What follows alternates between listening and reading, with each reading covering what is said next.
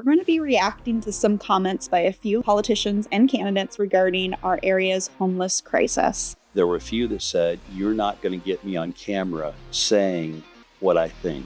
It's not a gotcha moment. It's just, we're not here to gotcha. Do you know that this is happening? Everybody agrees that we've got a problem. Nobody seems to agree on how to fix it. I'm looking to start a homeless court to where we can divert the homeless away from jails. I will tell you, I think it's a great idea. There's a banner behind us, and we've got shirts that we've used and stickers that we have that says, "Homelessness should not be a crime." Putting them in jail is not going to solve the problem. Our churches should be stepping up. But we got churches that will not let us pick homeless people up in their parking lot. Right. Oh. Right. Okay. What was their reasoning? Well, it's not a good optic. look. Well, I don't have that many thoughts because it's more of a local issue.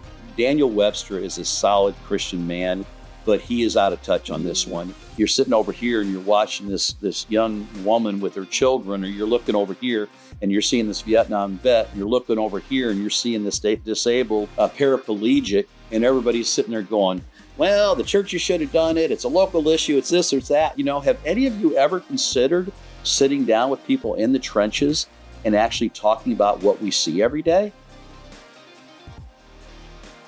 Hello, everyone. I'm Tracy Lewis with We Are Winter Garden, and I'm here with Pastor Scott, who is the CEO and founder of Matthew's Hope, as well as Shelley Bradford, who is the president and executive director of Matthew's Hope. Welcome to episode 47 of Straight Talk, No BS with Matthew's Hope, where we're going to be reacting to some comments by a few local, state, and federal politicians and candidates regarding our area's homeless crisis. I know you recently had the chance, both of you, to attend two different political hobnob events.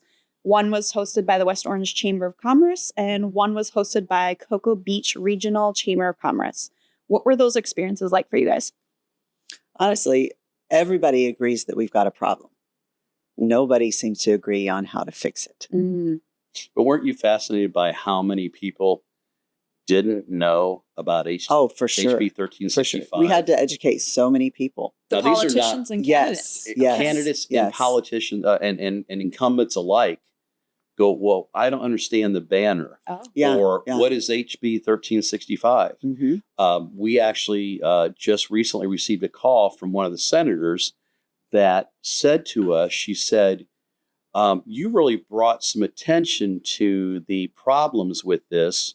It's already going into law," but she goes, "We're going to look in deeper to how it is in how'd she say it, how it would be implemented and how it would be used." Now, I don't know how that works, and I don't know. This is her aide that called us.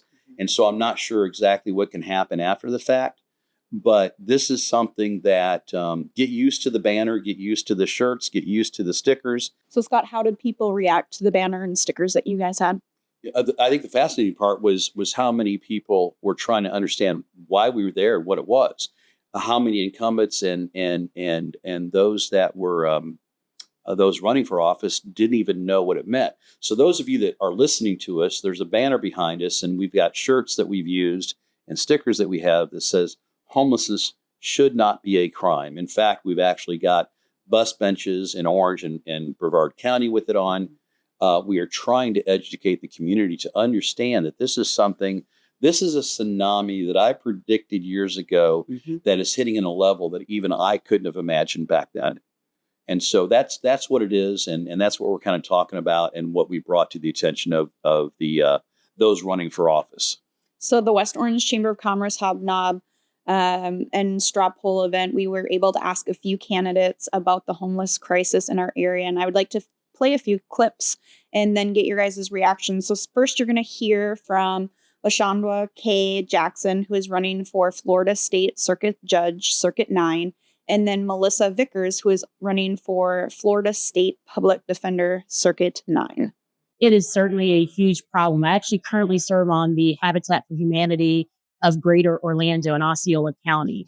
And we know and we see the impact. We have people who reach out to us looking for homes, looking to own homes. And then we also know there are people who are just looking for a place to lay their head at night.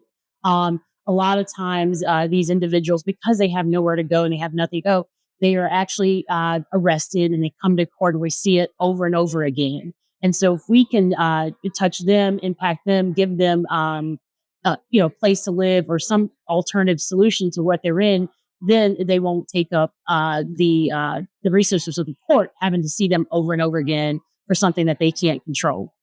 It is a huge crisis, and we end up putting all of our homeless people in jail, which is not a good situation. We need better services. I'm looking to start a homeless court in our county to where we can divert the homeless away from jails and into services. So, what is your reaction to what they're saying? My first reaction is good that they're actually taking a stand to say this is not the way to do it. This is not the way this needs to be handled. And, I had a conversation with one of our employees this week about the fact that, maybe that's the way this is going to have to go. This is how this is going to have to play out. These attorneys that we are going to vote into office go in and go, I'm not prosecuting for this. Mm-hmm. And they take a stand. That could be a scenario that we may see, where you may have some people who are fresh and new and want to make a point, and then you have other people who are seasoned that are gonna just step back and go, this is not the right way to go, people. Mm-hmm. And I that could be a scenario which I hadn't thought about until this week, and I'm so thankful that employee brought that to me and said, "Hey, have you thought about this?" I was like, "Oh, huh. Yeah, that's a good point." Yeah. Well, it was interesting. Now, I will also tell you that I found it fascinating that there were a couple, and I won't name names because I was asked not to, not by, but by the host. I was asked not to, but I will tell you that there were a few that said, "You're not going to get me on camera saying what I think." Uh-huh. Yeah. And I was a little shocked by that because, well, you're running for office. Wouldn't you want people to know what you think, whether we agree or disagree? Mm-hmm. It's not a gotcha moment. It's just, we're not here to gotcha. Do you know that this is happening? And if you do, what's the plan? If you and believe if you don't, okay, what's the plan? I mean, other than Randy Fine, who, didn't want to pay the fee to be part of it, but figured out how to get his signs out there. I thought that was pretty interesting. Guerrilla marketing on his part, but, whatever. Most people were very, very engaging.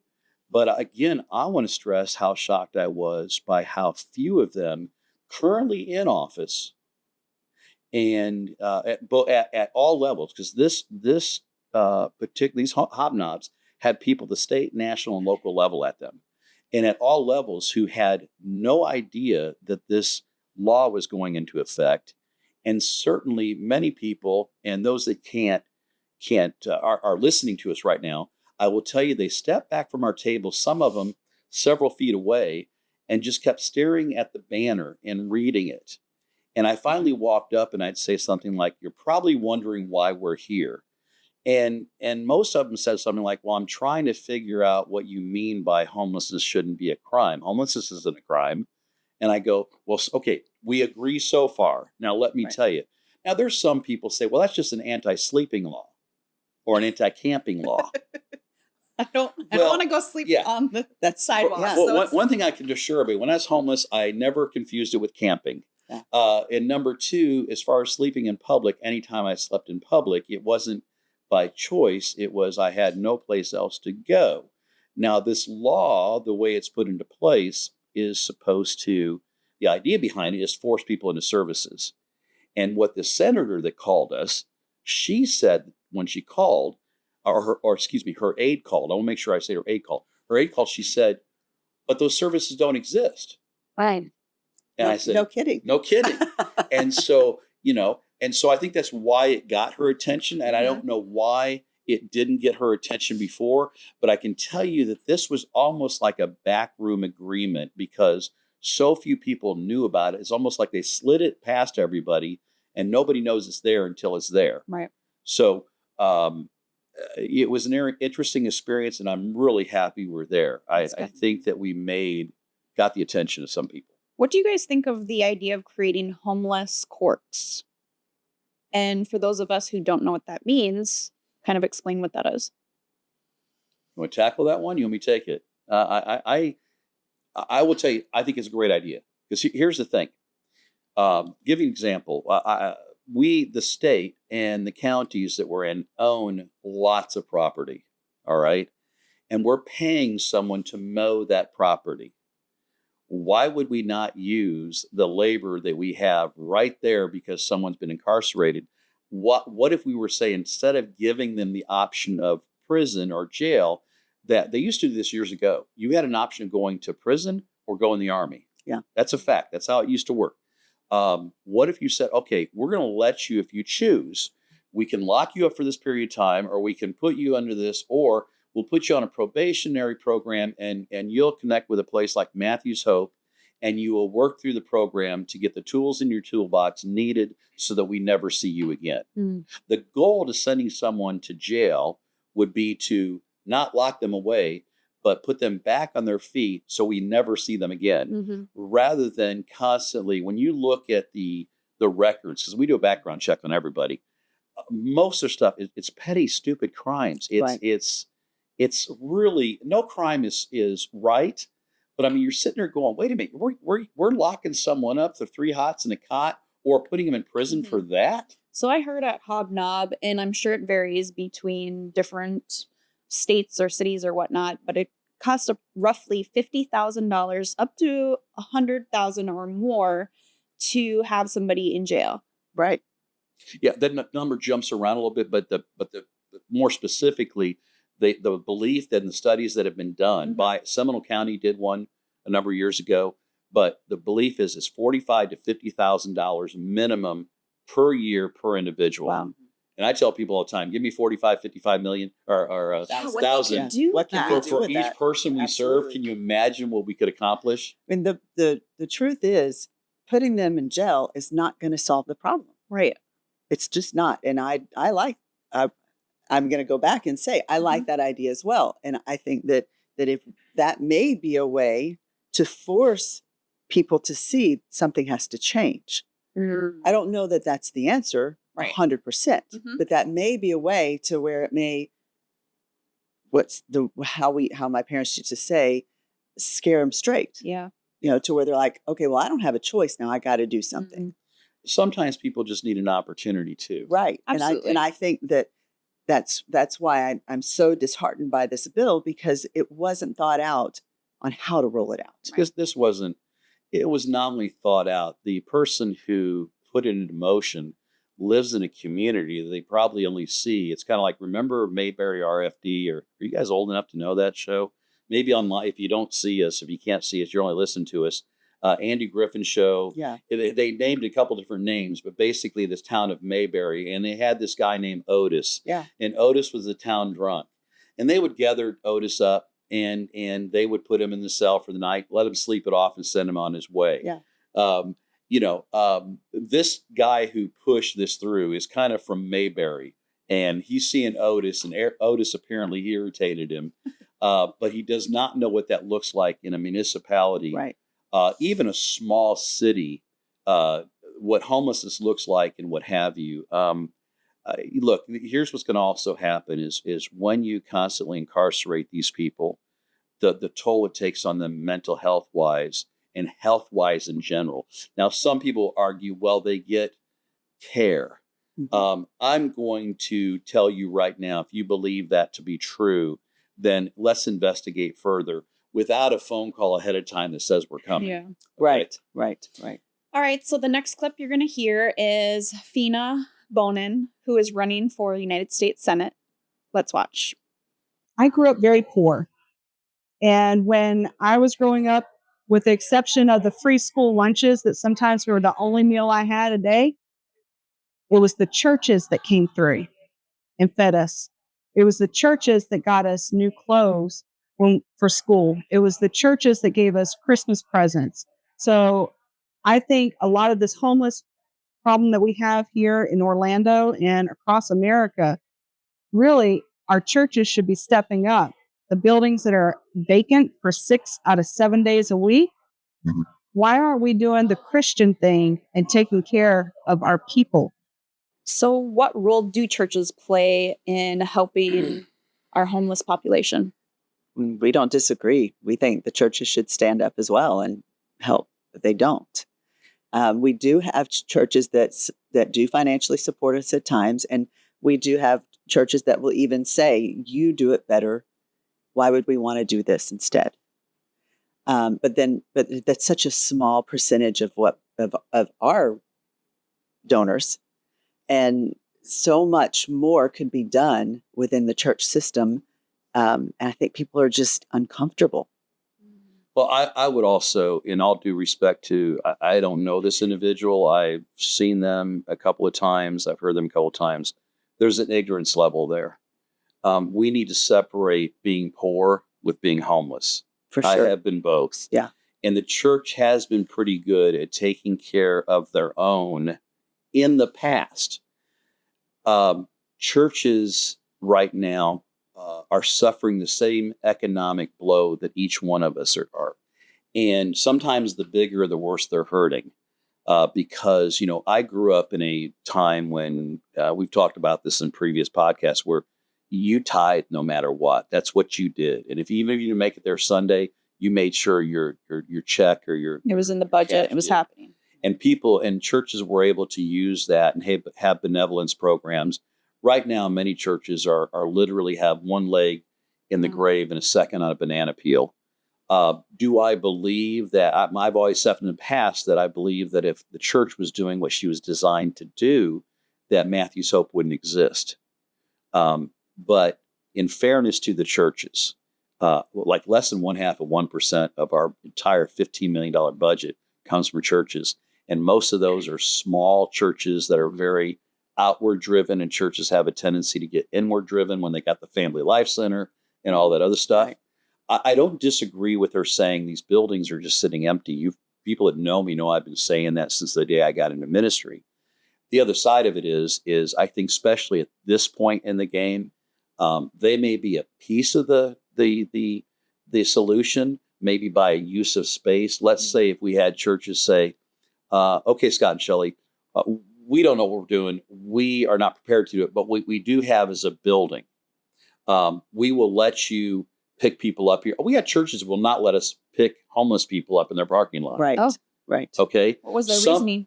Well, it's not a good optic. Look. Not a good look. Yeah. But they're a church. Well, between you and God and whoever's else is listening, I mean, I don't get it either. But that they've actually said this. I've had Protestant preachers say this. I've had Catholic priests say it. I've had Protestant pastors. It's not just the Catholics. It's not just the Episcopals. It's not just the Baptists. Right. It's down the line. It's not a good optic. There are in Winter Garden, we have one of the largest churches there that, it wouldn't be fair to me to name First Baptist of Winter Garden because that would be inappropriate. But, But what would Jesus do? Well, because Jesus say, you're not dressed in your Sunday best. They got mad at me. So what their way of handling that was to not care for the homeless. Okay. And I don't care who knows that. I say it publicly all the time. But the reality of it is we got to get out of this mindset.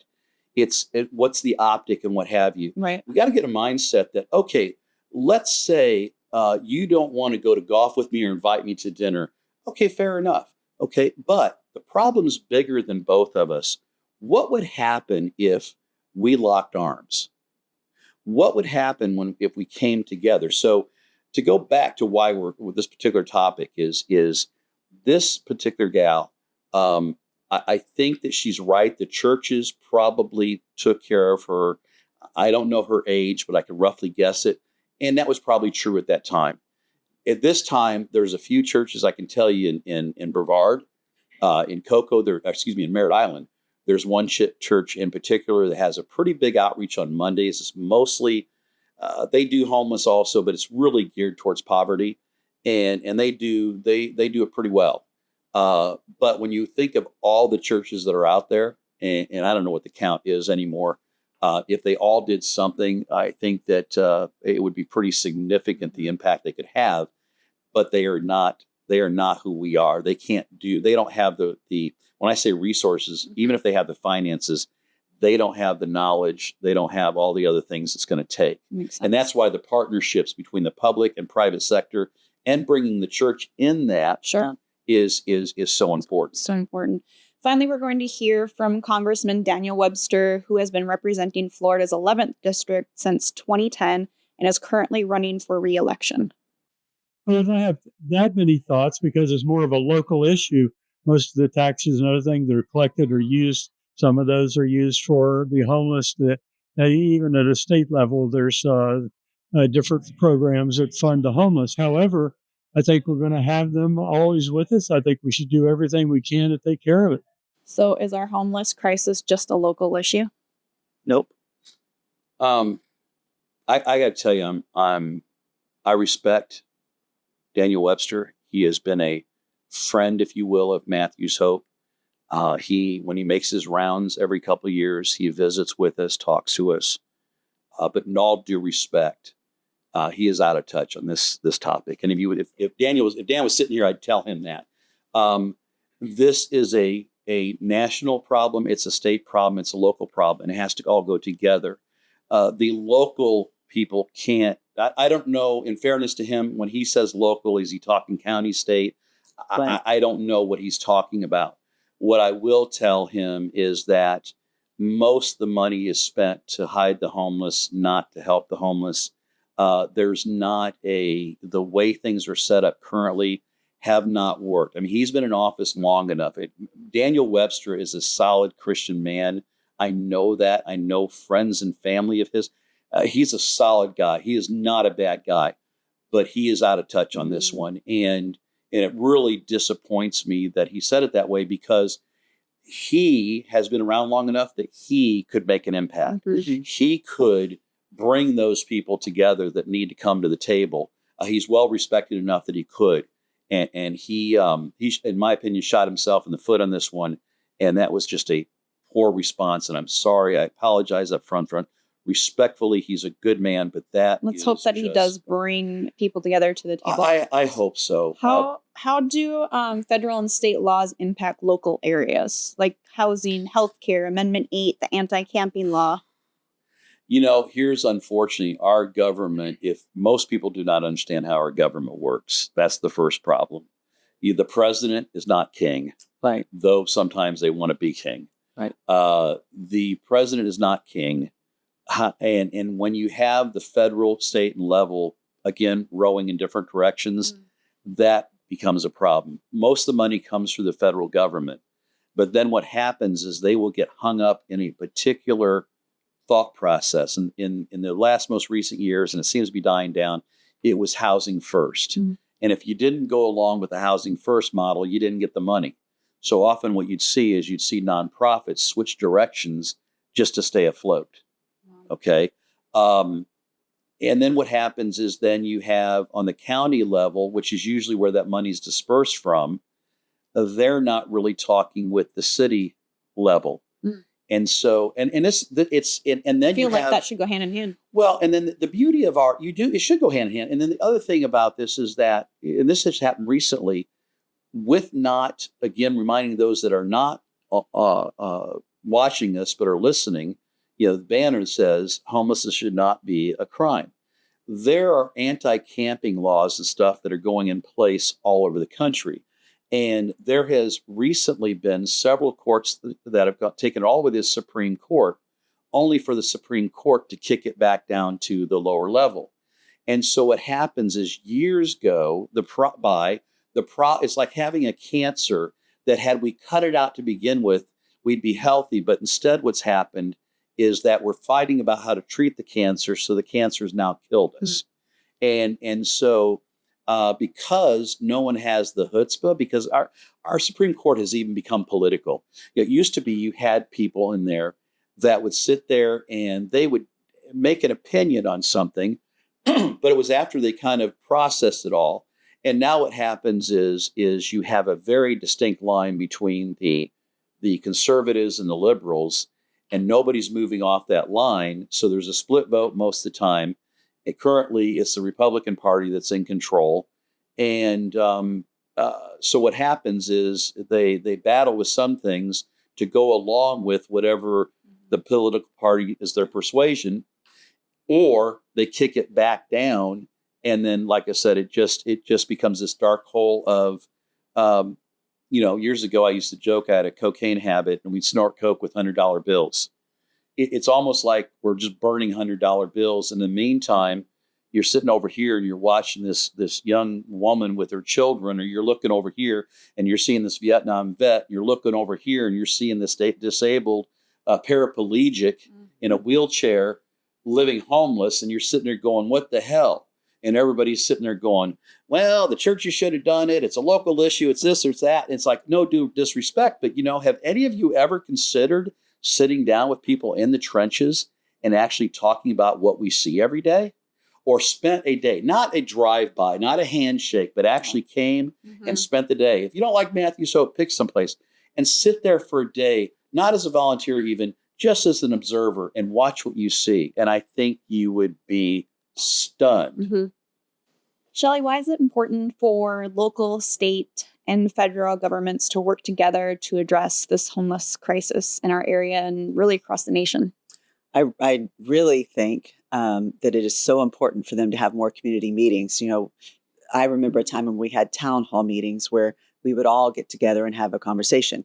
Do I think that at this point in our time in history, it can be civil? I'm not sure. But I think, sadly, right? But, even when we go to speak before the commission boards and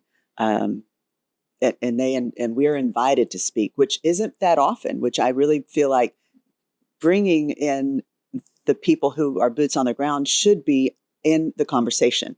And we're not always in the conversation. But when we are, we're limited to 3 minutes. And sometimes it's 2. I was limited to 2 minutes in Orange County. And I had to state my name, who I was with, where I lived before I even got to start Within speaking, your 2 minutes. Within my 2 minutes. Yeah. So, I really feel like that it's there's got to be more education all around. Scott mentioned this earlier, and I had a great idea. I think we need to be talking more about what the difference is where all the money goes to hiding our homeless people to solving the problem. That's 2 different issues. And getting people to understand the difference between poverty and poor and homeless. Correct. How you feed them, how you care for them, how you budget. It's 2 different things. And people always want to put that together. Yeah. And then even in that homeless part, then you need to break it down from there. The veterans, the disabled, the elderly, right down the line. And we don't. What we do is we try to box it into one sweet little package and we call it homelessness. Right. So, Shelley, in this election year, what can listeners and viewers do to help make sure our homeless crisis gets the attention that it deserves from those running for all levels of office? Call them, write them letters. It was a great thing to see. We have a great volunteer that we have in Winter Garden who she's a spitfire. And she left that hobnob and she wrote every person she got a card for. Wow, that's amazing. We need people to do that. We can all do that. We can all do that. We can all take the time to do that. And she got a lot of response. Did she? Yeah. Okay. Yeah. This is good. So just one person can do that. Can you imagine if we all did that? What attention would it bring? Because you got to remember also is we're not lobbyists that are backed with a bunch of money. I assure you, if I'm a lobbyist, I will get that congressman's, that senator's time. Yeah. Okay. If I'm a lobbyist that's backed with money, I'm getting their time. I don't have any money. I don't have anything to offer them. So we have to become the squeaky wheel. And I hate to say it that way, but I got people that aren't even going to vote this election because they go, the choices are so poor. Yeah. And I even have to agree myself. Right. This year, I'm not voting for someone. I'm voting against what I don't want. Right. And that's a lousy place to be. It is. So let's stop. Let's start focusing on the issues. And then maybe we will force those people that want to address the issues to running into office, or those that are in office to actually do something with it. But the constituents have forgotten that they do count. And I understand why they've forgotten they do count. I became an independent. Anybody wants to know my values. I mean, they're fairly conservative, but I became more independent because I was more interested in who was addressing the issues rather than what initial they had behind their name. Right. And I think we've gotten so big, and we just want our blue guy in, our red guy in, or whatever. No, I want the person that has the chutzpah to sit there and go, we've got a problem, and we're not going to leave. Years ago, you didn't go on vacation until the problem was taken care of. They locked the door. We're going to figure this out, and until we figured it out, we're not leaving. Now it's, we're sorry, we still have a problem out there. Yeah. A year later. I got to catch my plane. Right. Got to go. I'll It- see you 6 months from now or whatever the hell Right, it is. It's, right. And call all candidates, Okay. everyone. all whether and what they're in what office can or we not. say? Like for me, it's so hard with words. What's What the can- solution? Okay. What you see, we've got a problem. What's the solution? The solution's been put in your court. What's the solution? And we've Simple as that. And we've simplified it even to this point that I've said, contact them. 3 questions. I think is what it is. Okay. What are they? What's the plan? If there is a plan, when will it be implemented? And if there's not a plan, why not? Those are 3 questions that we should be able to walk up to anyone, from the county commissioner to the city commissioner or councilman to the president. Yeah. We should be able to talk to them, So give them not just 3 locally. questions. Right. And they should be able to answer. Well, Scott, thanks for asking. Here's what the plan. Okay, great. That sounds wonderful. When are you going to implement it? Well, the plan is right now. When you look at someone like, let's mention Brian Nelson over in Apopka. Okay, I've gone in front of Brian Nelson for at least a dozen years now. And his response all the time is, that's something we're looking into.